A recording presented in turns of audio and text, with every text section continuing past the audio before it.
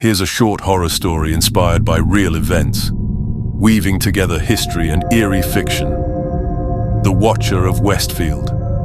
Setting: Westfield, New Jersey, 2014. Maria and Derek Broaddus thought they'd found their dream home, a stately six-bedroom house on a quiet tree-lined street.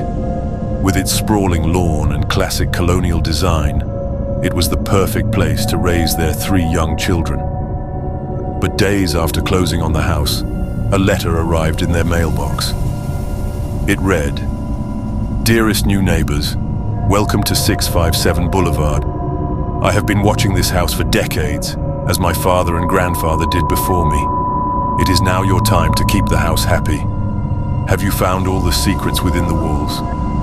I see you have children. Once I know their names, I will call to them, the Watcher." The letter was unsigned, with no return address. A growing fear. At first, Maria and Derek dismissed the letter as a prank. But as the weeks passed, more letters arrived.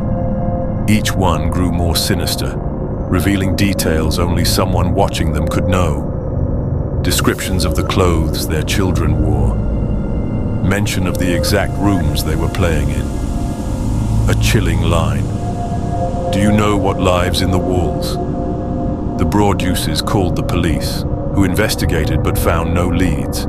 They installed security cameras, changed the locks, and even hired a private investigator. Yet the letters continued, always arriving unsigned, always filled with threats cloaked in vague, almost supernatural language.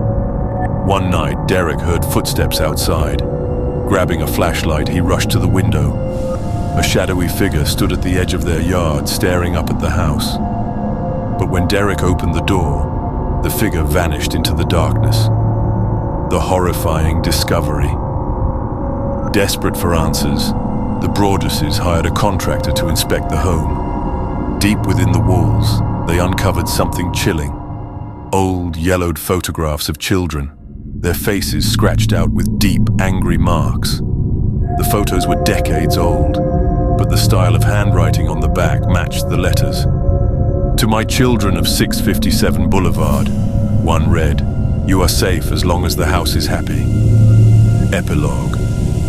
Unable to bear the fear, the Broadduses never moved in. They tried to sell the house, but found no buyers willing to take on the ominous legacy of the Watcher. To this day, the identity of the Watcher remains a mystery. Was it a deranged neighbor, a sinister stalker, or something far older, an entity tied to the very foundation of the house? No one knows. But at night, under the glow of the streetlights, 657 Boulevard still stands, its windows like eyes watching the quiet street below.